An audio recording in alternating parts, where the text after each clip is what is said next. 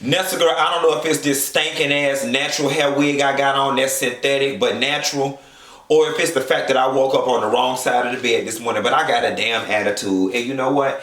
I started to just not call you girl and not talk about it and take my ass down to the bar, but I figured I'd rather take this attitude and turn it into a conversation and turn this conversation into a coin. Okay?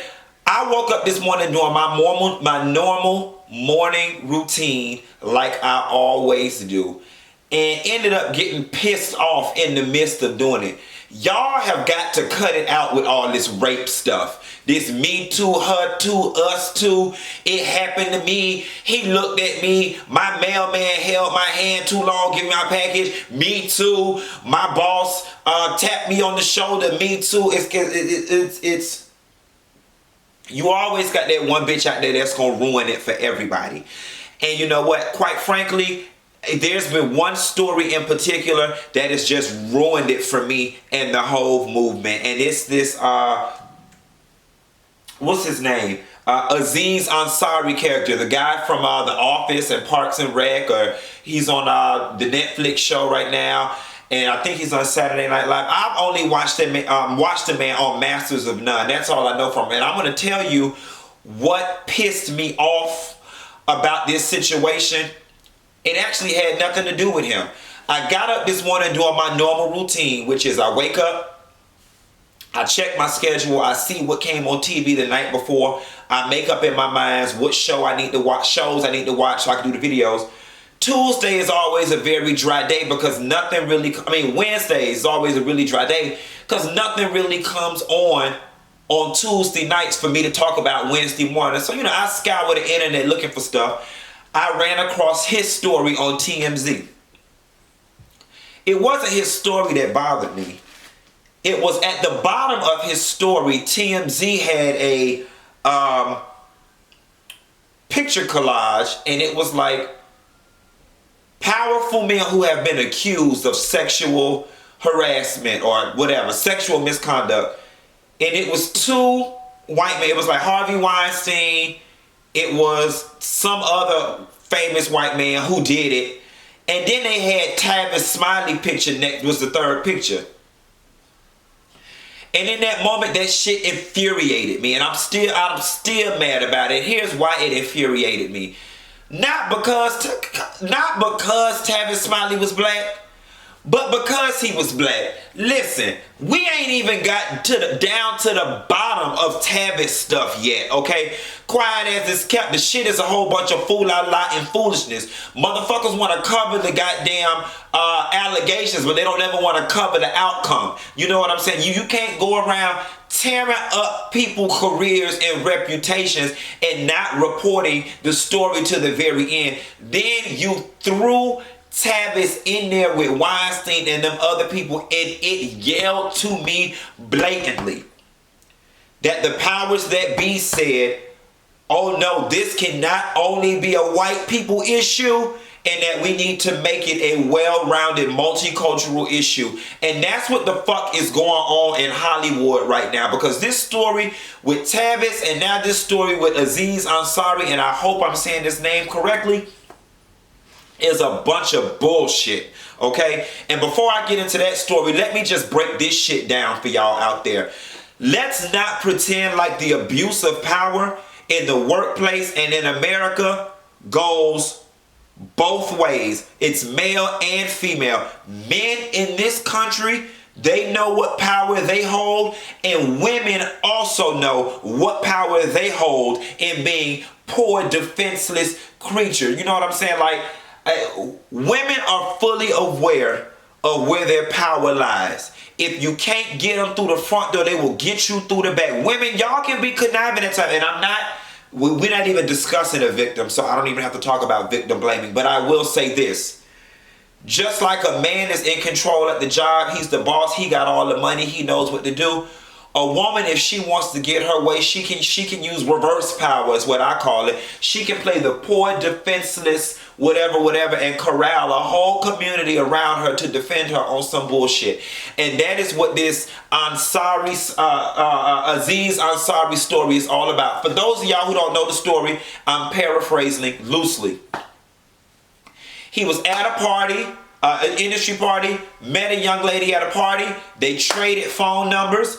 A couple days later, they went out on a date. After the date, according to the woman, he was in a rush to pay the tab and get from the restaurant back to his apartment in Tribeca. When they get to his apartment, she sits up on the kitchen counter. They start kissing. Here's where shit gets crazy. She says that in her mind and in her body and in her spirit, she did not want to have sex. As they're sitting there kissing and he's between her legs on the kitchen counter, she did not want to have sex. She also says that somehow or another, he should have been able to know from her nonverbal cues that she did not want to have sex. So all the while they're making out on the counter, she doesn't want to have sex. Finally, she says, "No, I don't want to do this." At that point, he stops. They go sit on the sofa. You know, he points to his dick and says, "It's hard." I don't know whether she sucked it or not. She didn't have to. He didn't force her to. He wanted her to. I think she might have did. She might have didn't. But then from there, he calls mama a Uber. She goes home. She claims she cries in the Uber. Buddy Rowe checks on her the next day or 2 days later and says, "I really enjoyed the night. We need to do it again." Nothing about the interaction I just described sounded like rape or sexual misconduct. When she said no and "I don't want to do this," he stopped. When they sat on the sofa, did he press the issue of sex again? Yes. And I'm not trying to excuse men behavior. That's what men do. And women as a whole, y'all have been prepared for men to try to make sexual advances at y'all from the time we've been watching Saved by the Bell. Y'all mamas train y'all, all right? You're going on a date with this little boy, he gonna try to kiss you. That is what men do. It's just what they do. And I'm not trying to say that gives them a reason to make you uncomfortable. When she said no, he stopped.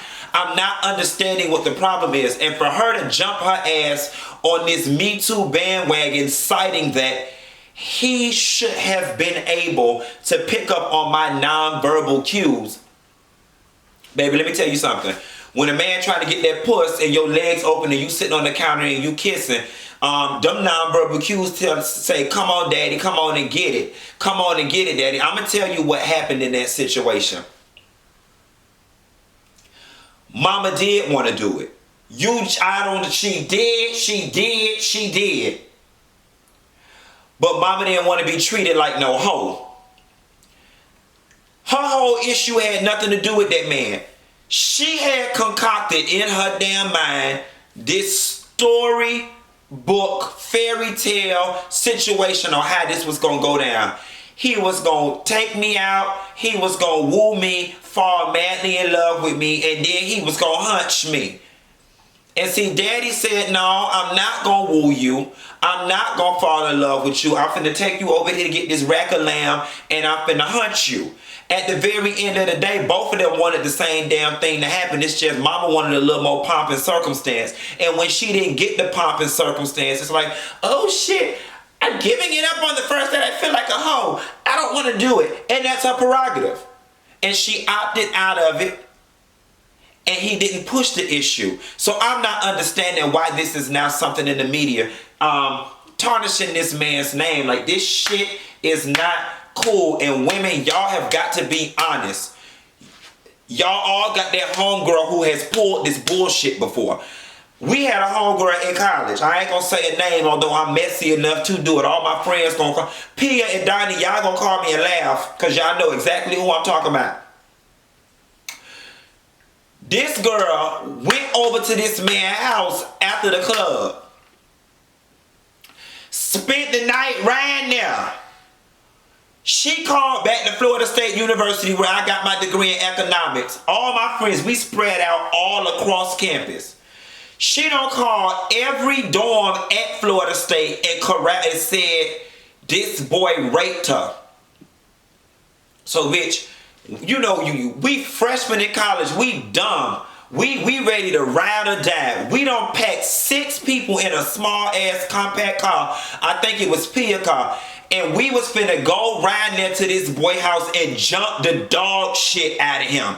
We was finna jump this boy and lose all our college scholarships and carrying on. Child.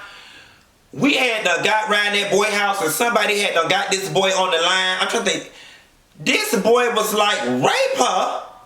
This boy was like, she came over here to have sex.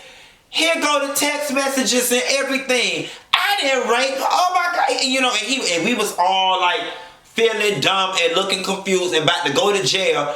And what it is mama had done laid up with this boy. And when it was all said and done, she started experiencing some negative emotions for whatever reason. Maybe she regret doing it. Maybe it wasn't good. Maybe it was too good. Maybe it hurt. I don't know what her reasoning was. But she regretted what she did. And now it became rape. Because the moment a woman screams rape, it is society's natural instinct to run to her aid without question. Poor defenseless woman, he's a big bad man, it had to be true. Women have a certain power in this country. They can say certain things and people won't ask no questions and be ready to shoot to kill. And they're fully aware of it. Just like white women know they can say a certain thing against a black man that will automatically solicit or elicit certain kind of sympathy from society as a whole. Just like we all know what stereotypes we can play up and play down. All right? We all know how to manipulate the system and the stereotypes assigned to every race to get a desired outcome. It's a power we all possess. Some abuse it, some use it accordingly. And that's what this situation is. I don't give a damn. I don't give a damn.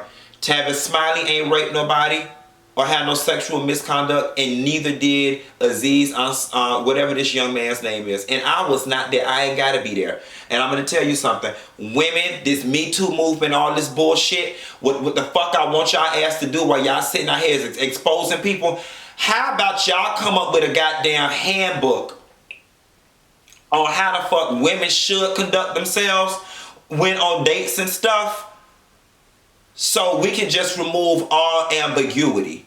Yes, in a perfect world, a woman should be able to walk down the street with her legs open and dig in her puss and nobody touch her. A woman should be able to tongue kiss a man in the mouth while fingering herself with no clothes on and not be pressured for sex.